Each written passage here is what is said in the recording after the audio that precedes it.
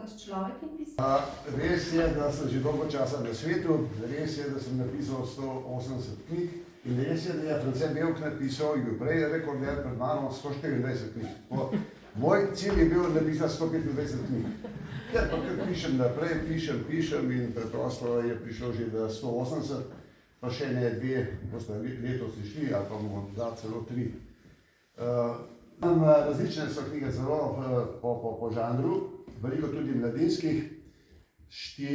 Po 4 mladinskih knjigah so posneti filmi, celovečerni film Pozabljeni zaklad, pa 3 nadaljevanke so bile na televiziji.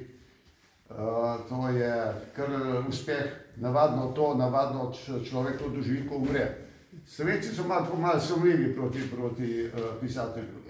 Govorijo, da je kultura urbana, pa posebej mestna, posebej podeželska. Sedaj to pomislim. Vse to se nas v bistvu v nas nekako projicira. Mi smo del te zemlje, mi smo del tega koščka. Jaz vam povem, zdaj sem na grobnike in na enem nagrobniku je pisala: dva sva te ljubila, oba sva te izgubila, o draga moja mila, zakaj od naju si odšla. Pisali na naši domačiji. K nam je hodila ena ženska, ki je bila malo duševno prizadeta. In je vsako spomlad prinesla rožice, pa tako je bila taka, se tresla, te rožice so pa za Francelna. Fant in punca pred poroko skupaj spala. In tam je treba obkrožiti da ali pa ne. Če obstaja večja verjetnost, da da, potem obkrožite da. Takrat, ko knjiga je šla zelo hudo, se rekel, v bistvu sem jo poslal v smrt. Če pomislite, en kmečki upor, to je v bistvu za tiste čase, da se je kmet uprl, da je ni hotel več dajati desetine, ni hotel več hoditi na tlako.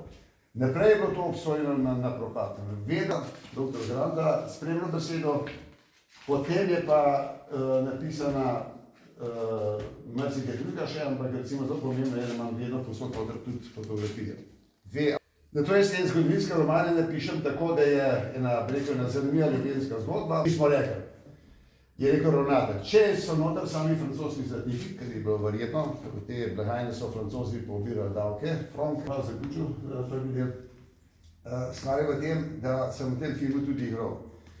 Ne bojo snemati, pa bi vsi radi igralci. Igram sem na eni šoli, nakar je žena imela mojega najnega vnuka v varstvu.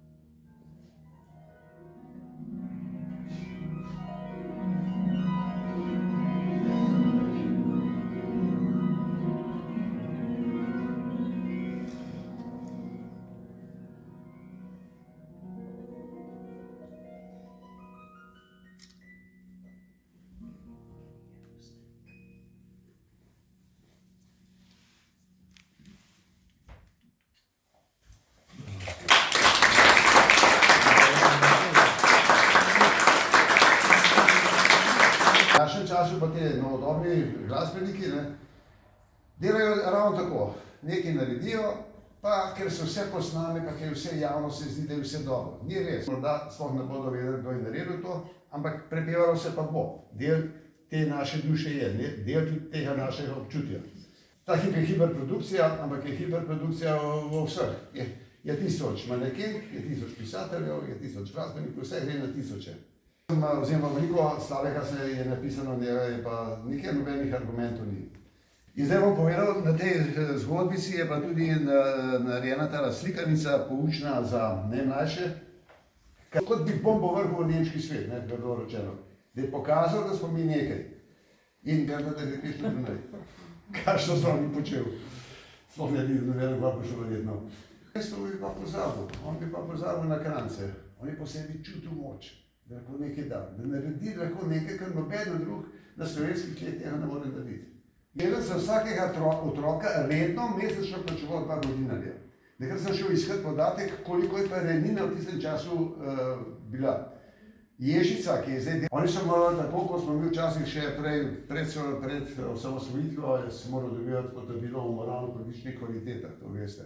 Stvar je v tem, da recimo, ki je prišel Maha, češki pesnik v obisk, pa seveda so dali Šefer Minerhor, pa popili tisto skupaj, pa se veselili Slovani skupaj, pa da bomo naredili slovansko državo skupaj, pa da se bomo kaj odcepili od Avstrije, pa Avstro-Ogrske, pa in tako naprej.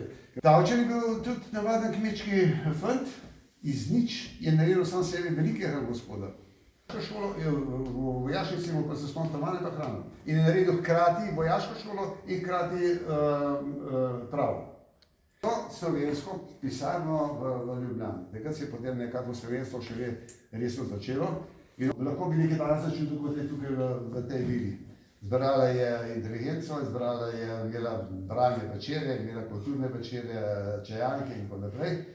Hočem povedati, da je on naredil sebe res velikega gospoda po svojem odrekanju, hkrati pa ob velikem razumevanju te narodne dane. In ob koncu pa leta 2004 sem se spomnil, da je bilo dobro od Kaljuha napisati, pripraviti eno oddajo. Takrat je bila pa ta je obladala. In je ona njemu pretipkavala original pesmi, zato da jih je on pošiljal v Mursko Soboto Miško Kranjcu, da je objavljal v Mladiki. Ljubi, nekaj ima rad, ki jo ljubi, sem rekel, to je pa še malo hujše. Ja, rekel sem, da poljuba je prišlo, sem rekel, dobro. Lirična duša, tudi partizanske pesmi ne bi to dobro napisal, če ne bi, tudi partizanske pesmi so dosti lirične, ampak vendar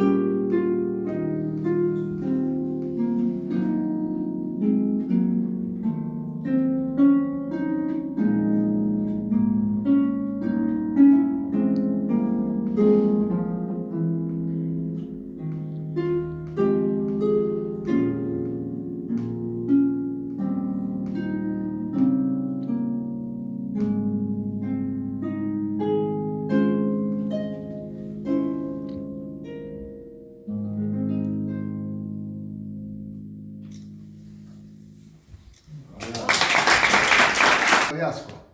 Rekel, jaz sem pa tudi že premišljal malo potihati, nisem upal nobenemu povedati. Sem rekel, zakaj? Moji dragi Soni, sem rekel, kot veš, bi šel jaz rad po poteh Jack Londona, tam kot so tisti zlatokopi hodili na Aljasko, mesec pa pol. Ampak, jaz sem rekel, jaz če bom šel tja gor, bom šel tako, kot bi šel Jack London, po tistih poteh, kot so šli zlatokopi. Omejeno 50 ljudi na dan, ker zaradi ekologije, pa tudi sicer. Pa hkrati treba plačati. $100 pač plačaš, da lahko greš peš tam v čez. 3 prejšnjo leto 4, letos računavanje 5, poprečje. Ja, sem bil tako, ali jih mi bomo to? Ne, jaz sem bil kar naklonjen temu, da bo svojega. In rekel, Joža, lej, eden naj ga kup, eden tiska zberemo denar, je moram povedati, da bi hec mer verjetno. Ko smo računali, tako tudi pravi, da treba narediti. Mi smo tako tudi naredili. Predstavljati si, koliko bo recimo Never Planin, a pa tam nekje takih 5 veselih mehnih hoče do včasih. Zvečer, ko smo pristali, nismo vedeli, da smo pristali v indijanskem rezervatu. Nekaj prinese Bog navarjeno tako veliko dolgo pipo miru, pa prav sej nismo toliko zoprni. Tak so kot približno naši Romi. To je pa davek na neumnega belega človeka. In točno tako smo imeli spraje, zjutraj naredno začne tam šumeti nekaj v gozdu. O, hudiča. Oni se ravno dobro vse skotola nekako zmenil, pa je se ta že v Krce pa prišel dol po reki navzdol reševalni čoln, ker oni so imeli pa tam eno ekipo, v Dawsonu so čakali, če ne pride ta v tokem času. Mobitelo takrat v bistvu tam ne dela, no, to ne pripeske pogledati. Na koči piše, v tej koči je prezimil Jack London zimo iz leta 1896-1897. Meni so pripeljali stroj za tiskanje in so na stroju natisnili 70 000 zemljevidov, kje se za to nahaja. In smo se 30 ljudi in bil 6. najbogatejši človek tistega časa. Do tega se je šel na naslednje. Prvi delal je 2 leti pri enemu, je kopal, malo delati. Nekaj je rešil, eden je šel tja uradno narediti to kupiti in sta potem kopala in on je ta pelal njemu tonen pol zlata. Ampak zdaj pa in so vsi te rudarji, ki so uspeli, so jo tam gledali kot nori in ta Anton Stater isto jo gleda in se zaljubil njo in je rekel, a bila ti moja punca, je rekel, ti dam dežo zlata, dežo, ne vem, če poznate to, ta izraz gorenski tako poskoda za mast, ne.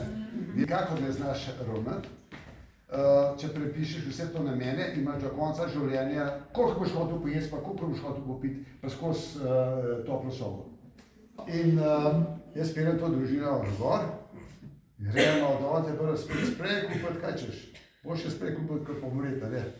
Eno, pa potem, ko smo mi potovali, je pa sanje daljše od življenja. Ker v bistvu mi vsi sanjamo, vsi si nekaj želimo in to je več samo našega življenja, ampak je tudi tisto, kar si želijo, so si želeli naši predniki, kar si želijo tudi naši otroci. To se da zelo hitro rešiti. In na ta način ljubno sreča v kraj na Gorenskem, pred Brezom. Recimo hčerke, sinove, da so potem vstopili v življenju. Recimo Barbara pri 17 letih je bila v bistvu zrela punca. V Veroniki, Deseniški, stvar je v tem tudi pri Cerskih rokih. Vamberek Zambrjeva je krasno napisala knjigo. En izjemni kraj je bil, tako, ne? Kjer so malce, včasih so bolj cenili te ustvarjalce, takrat je bilo tudi to nekaj izjemnega, kar je naredil. A je, da ste pa z Majerem prijatelj? Zanimivo, zanimivo. Kako ne, jaz Visoško kroniko končam, v vodo bo šla, moja čarovnica, ne. Recimo takrat vseh je to kazano. Je še malo eno. Pa čakaj, poslišaj, bote do konca poslišati, ni več slabo od njemu. On ne sprejema novinarjev, preprosto ne sprejema. Novinar pride, on je pa specialist za karantano in 40 let je študiral samo v karantani. Ker imam na etnografskem inštitutu eno sošolko iz magisterija, se rekel, dejte Boga, prosim, za 10 minut. Pa za Heleno Blagne, poleti lastovka, pa take stvari. Enkrat mi Helena Blagne, ki je bila v najboljši formi, pa ne kovinko naprej, se pogovarjam je čisto profesionalno, nekaj sosed iz sosedne ulice, nikdar v življenju ni bil pri meni. Se ko že naprej vam videti tako pod roko, povek že gor pa dol, dvakrat, trikrat, da vidim, da je vse v redu. Naslednji dan pridem v službo, mi je rekel, tisti kolega, ki mi zvekša, je rekel, sem slišal, da se ne boš ločil. Ampak je tako, sem jaz moram imeti ljubezensko zgodbo, drugače ni nič. Pa že vedno moramo približno storiti, drugače bo šlo. Torej so pa splošni, to je v bistvu ustav. To je tisto, kar se človek mora ravnati. Zdaj smo to neskončno razširili, ampak še zmeraj to na koncu ostaja, drugače se ne da preživeti. Boste kaj zapeli? Kar pogumno. Jesus.